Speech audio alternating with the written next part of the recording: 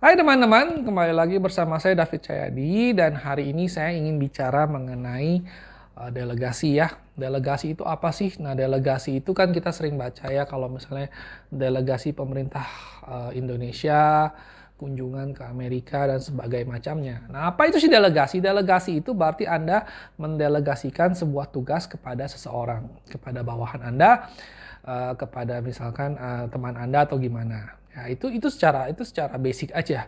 Nah, apa hubungannya delegasi? Kata delegasi dalam bisnis itu apa? Itu berarti Anda sebagai pengusaha, Anda sebagai pemimpinan, Anda sebagai mandor, Anda sebagai manajer, Anda harus bisa mendelegasikan dengan baik dan dengan bijak kepada bawahan Anda. Misalkan gini, saya kasih contoh aja ya.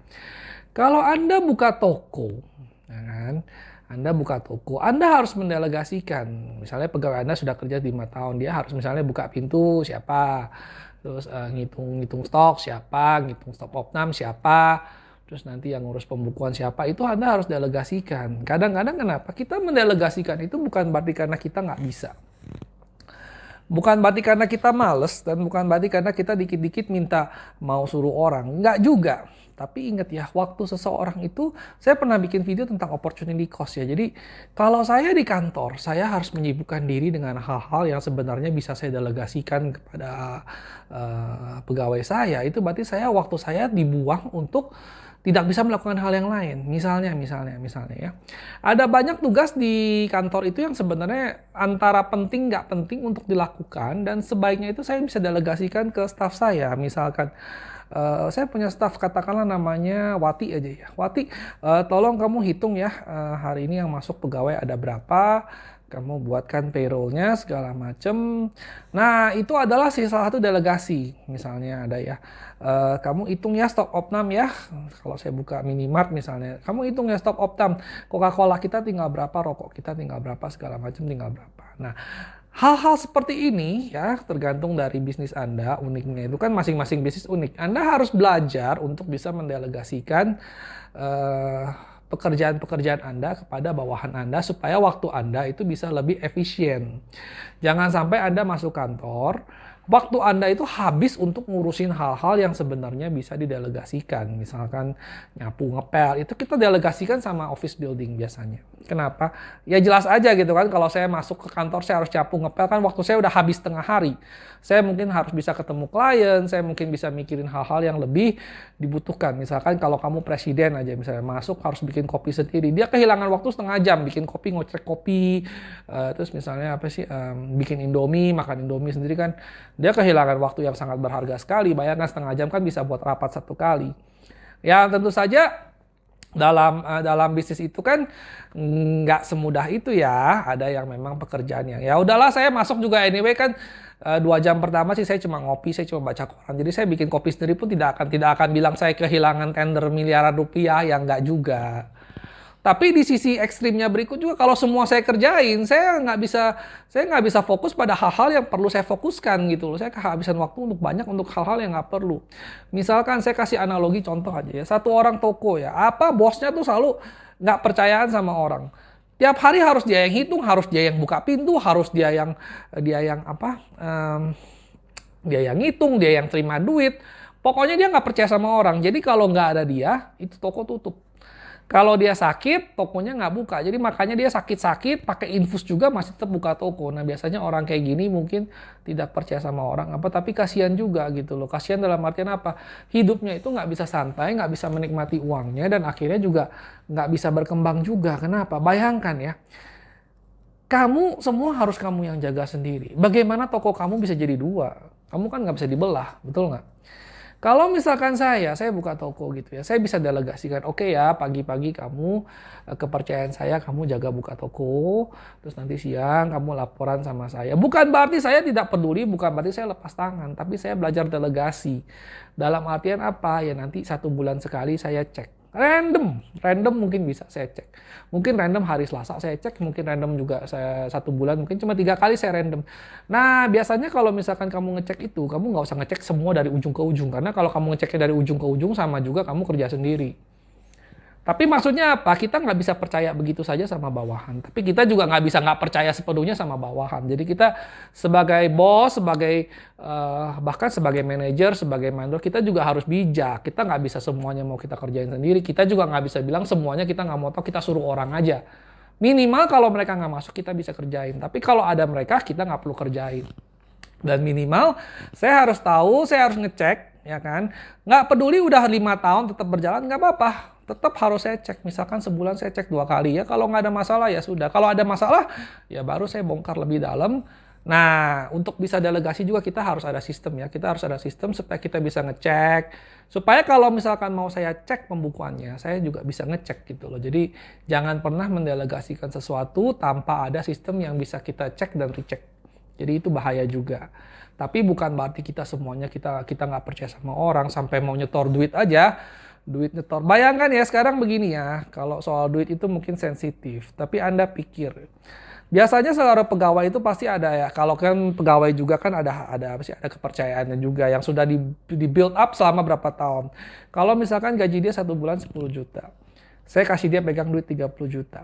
Tergoda nggak dia untuk bawa kabur? Ya enggak lah ya, cuma 3 bulan gaji gitu kan. Namanya juga tiap hari juga diglodok gitu kan, setor duit sampai 50 juta, sampai 100 juta, sampai berkali-kali lipat dari gajinya pun biasa aja gitu. Nah, jadi bayangin kalau kita nggak percaya sama anak buah kita tiap hari antri berjam-jam di BCA misalnya gitu, mau store duit dua. Bayangkan waktu kita habis berapa lama gitu.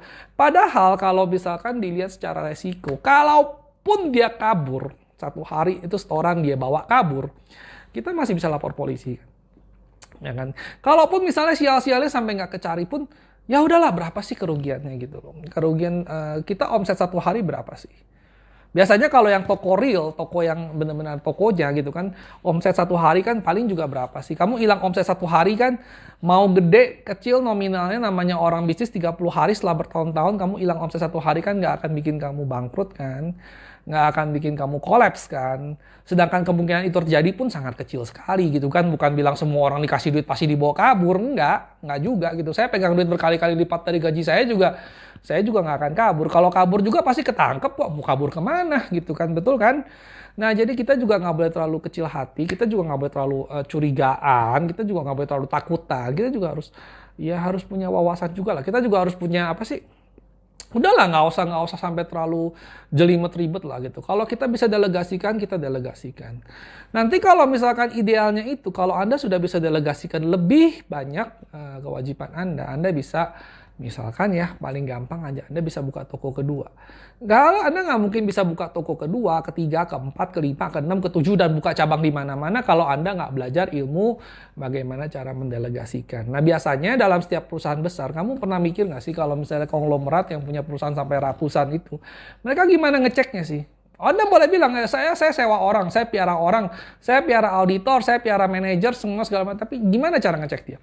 Nah biasanya kalau menurut saya nggak tahu ya, saya belum pernah mimpin MNC company, multinational company ya. Tapi setahu saya dalam setiap bisnis itu, biasanya kita hanya urusan dengan berapa tingkat di bawah kita. Jadi kalau misalkan Anda sudah sampai CEO, di bawah Anda itu mungkin ada beratus-ratus tahapan, mulai dari office boy lapor ke mandor lapor ke administrasi lapor ke manajer lapor ke direktur lapor ke direktur regional, dan sekarang terus lah ya sampai naik. Nah biasanya mereka cuma urusan sama 2 atau mungkin 3 tingkat di bawah. Nanti begitu ya, jadi dia kasih instruksi, nanti 2 tingkat itu terus sampai ke bawah. Kita nggak mungkin bisa ngawasin berapa ratus layer itu, kita katakan cuma 2. Badan kita cuma 1, kita juga kan terbatas. Jadi kalau kamu mau buka cabang, kamu mau mulai expand, mau nggak mau kita harus delegasikan. Jadi semakin bisa kita mendelegasikan, ya ini seni ya sekali lagi ya. Kita mesti ngerti gitu loh, apa yang bisa kita delegasikan. Dan kalau misalkan orang kita nggak mampu, apakah kita bisa nggak kita ajarin caranya. Oke, kita didik lagi, kita tatar lagi, kita berikan edukasi supaya mereka satu saat mampu. Dan bagaimana apa yang boleh, apa yang tidak boleh. Nah ini sangat-sangat unik ya tiap bisnis. Misalkan saya buka bisnis pijit kaki. Ya kalau pijit kaki ya saya nggak pusing lah. Siapapun yang mau buka pintu ya silahkan. Kenapa? Karena di dalamnya cuma ada kursi, handuk kotor, handuk bersih, dan mungkin AC yang nggak bisa dibawa kabur ya kan. Jadi tidak ada resiko. Saya suruh orang buka pintu juga nggak masalah. Tapi bayangkan kalau misalkan saya buka toko emas, ya toko emas yang masih retail ya. Ah itu pasti kan nggak boleh sembarang orang buka pintu. Jadi begitu buka pun udah harus ada CCTV, harus ada segimana ya kan. Nah beda juga dengan misalkan bakmi lah, restoran lah, setiap orang itu kan pasti ada rahasia dagang yang tidak boleh dikasih tahu orang. Tapi kalau kata saya itu nggak usah terlalu pusing lah. Misalkan saya kerja di Bakmi Gajah Mada, saya kerja 5 tahun, saya tahu cara bikinnya, saya tahu ingredientsnya, saya tahu menunya, saya tahu segala macamnya. Saya berhenti dari sana pun saya nggak akan bisa buka bakmi GM gitu. Paling saya bisa buka kios bakmi yang rasanya mirip bakmi GM karena saya pernah kerja di sana. Tapi ya gitu-gitu aja, nggak akan selaris dan nggak akan mengancam mereka karena mereka itu udah modalnya udah gede, cabangnya di mana-mana, nama juga sudah ada. Jadi istilahnya nggak usah terlalu jelimet juga gitu loh. Orang-orang mau copy bisnis Anda juga nggak segampang itu. Misalkan Anda buka toko emas, pegawai Anda udah ngerti semua nih beli emas di mana segala macam, potongnya gimana, simpennya gimana, tapi kan dia juga nggak punya modalnya. Betul, kalau dia punya modal dia nggak akan kan. Misalkan pegawai toko emas Anda gajinya mungkin 3-4 juta sebulan. Nggak mungkin kan dia tiba-tiba bisa buka toko emas, bisa beli ruko di sebelah, terus bisa punya modal berapa puluh M untuk buka toko emas. Nggak mungkin kan. Jadi ya nggak usah terlalu pusing juga. Nah saya pernah gitu kadang-kadang kalau saya ngelihat toko-toko tradisional gitu ya, saya juga pusing juga gitu loh. Ini semua megang duit si engkau. Harga semua dia doang yang tahu. Setiap saya mau beli barang mesti tanya, "Oh, ini harganya berapa?" Nggak tahu ya dia bener kasih tahu saya atau mungkin karena dia ngeliat saya gimana harganya bisa naik, bisa turun. Teman saya sendiri juga bilang gitu loh. "Kamu kalau kasih harga itu gimana sih?" Ya tergantung orangnya gitu loh. Kalau misalnya saya lihat bisa saya naikin ya saya naikin. Nah, inilah namanya kenapa di pasar tradisional tuh masih bisa nawar ya gitu karena memang ya ngasih harganya juga pakai feeling. Beda kalau misalnya dengan di Indomart kan. Wafer Roma 5.000 ya 5.000. Mau yang beli cukong kek, mau yang beli anak SD kek, mau yang beli siapa kek, pokoknya tetap aja satu wafer Roma 5.000. Ya. Nah inilah yang buat mereka tuh kadang-kadang gue nggak bisa gitu loh delegasikan. Kenapa? Karena yang megang harga cuma gue doang. Kalau gue delegasikan, gue kehilangan daya saing gue sebagai toko. Ya bener juga sih, valid juga. Saya nggak bilang mereka salah gitu kan. Karena namanya tiap daerah, tiap bisnis itu kan unik. Kalau misalnya mereka di sana, misalnya di kota itu ya memang budayanya pada nawar. Biarpun dikasih tahu harga sama bawahan, tetap aja mau nanya sama bosnya, "Bos, harganya berapa? Bisa nawar nggak gini?" Ya susah ngomong ya. Nah, jadi delegasikan itu ada yang bisa, ada yang enggak, ada yang harus, ada yang memang harus Anda pegang sendiri gitu. Ada yang harus Anda pegang sendiri tapi pegawai Anda harus bisa. Ya macam-macam lah. Tipe cara delegasi itu karakteristiknya, sifatnya apa dan siapa dan kenapanya itu macam-macam cuma Anda doang yang bisa ngerti gitu ya. Tapi Anda pikirkan gitu loh. Kalau nanti Anda setelah nonton video saya, Anda iseng, Anda duduk-duduk di kantor Anda bingung coba. Apa sih yang sebenarnya yang bisa saya delegasikan? Jadi kalau kamu bisa delegasikan 100% pekerjaan kamu sama bawahan kamu, berarti hebat. Tapi dalam artian delegasikan itu delegasikan yang benar ya, bukannya semua disuruh kasih mereka yang kerja, tapi akhirnya kacau balau.